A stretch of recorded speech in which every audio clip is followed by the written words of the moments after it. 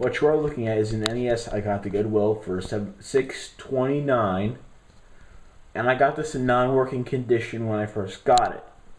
It didn't load the games, and it was giving me the blinking power light, which means that the lockout chip was kicking in.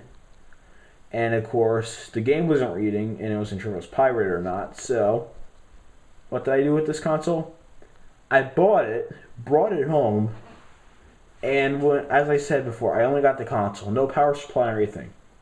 I supplied the power supply, and I went in this console, and for one, I dealt with the lockout chip problem.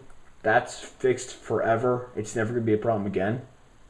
And as the original game, well, you'll say the original game is trash because it's corroded like nothing, nobody's business. It doesn't even read anymore. It's so bad. So, as I said, I didn't get anything with this, but that game did work long enough to confirm it. We confirmed my lockout chip fix worked on this thing, and it did. But of course, several loads of that game completely shown how bad that 72-pin connector really is in this console. It just gave me a brown screen of garbage because the lockout chip was no longer kicking in. Even with that game in, reinserted several times over. Oh no, what am I going to do? Well, I had plans to go to Plane Trade for a few weeks about this one for a little bit. And what I do is I just got a game there and I tested it. Same problem even with the new game, so it was clearly that 72-pin connector. However, because I paid $10 for the game, I wanted to save the 72-pin if I possibly can. And as you see, I did save it. Well, how did I save the 72-pin? I used a gambit screwdriver. It's not a normal one. It's basically like a flathead with the gambit slit cut into it to fit the gambit screws.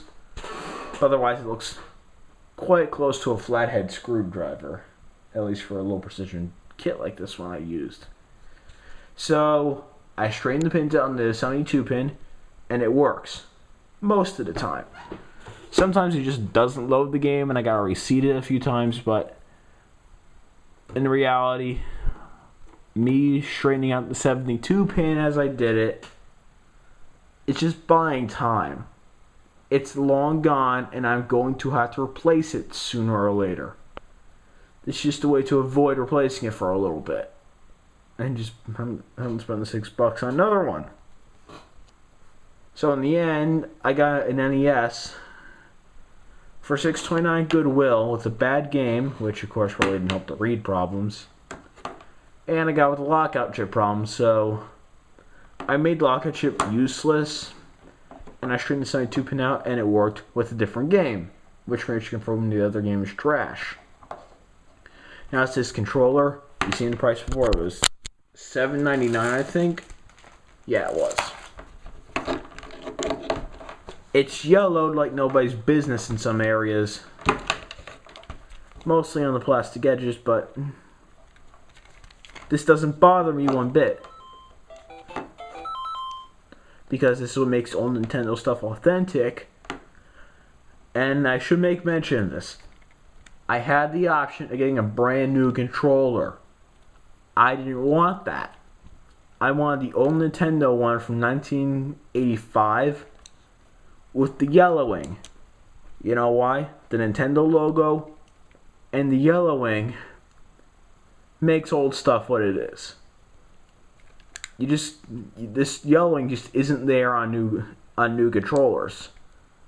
Not to mention it's on the Nintendo logo. It's probably not even the same design for that matter. Yeah.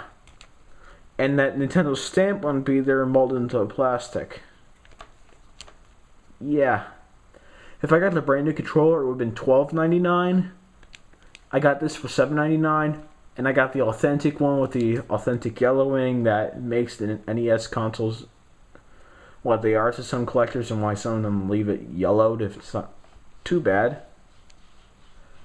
And my reason for doing this is, as I said, authenticity. This console's 25, 30 years old. You aren't going to find a brand new controller with this yellowing For a console this old, you want the yellowing and you want the authentic controller. That's the only way to do it, in my opinion. But enough rambling about that. Does it work?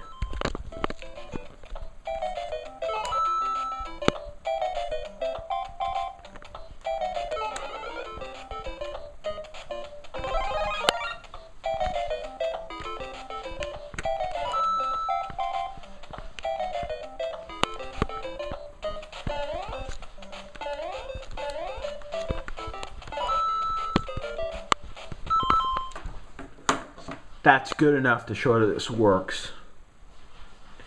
But, just to recap, I am going to replace that 72-pin connector sooner or later. Sooner than later, usually. So I'm going to replace it very, very soon. And I'm going to make this work without jamming a screwdriver in the 72-pin connector again in 6 months or so to make it work again. That's going to get old very quickly, so I might as well just replace the whole 72-pin connector. Okay, so that's it for this video. I just want to make a video on this because I didn't make a video at first because it was broken and I wanted to make it work first. Because I wasn't sure if it was going to work or not. But I got, as I said, I was pretty comfortable fixing it and I made it work. Yeah. Time to get back to playing Mario.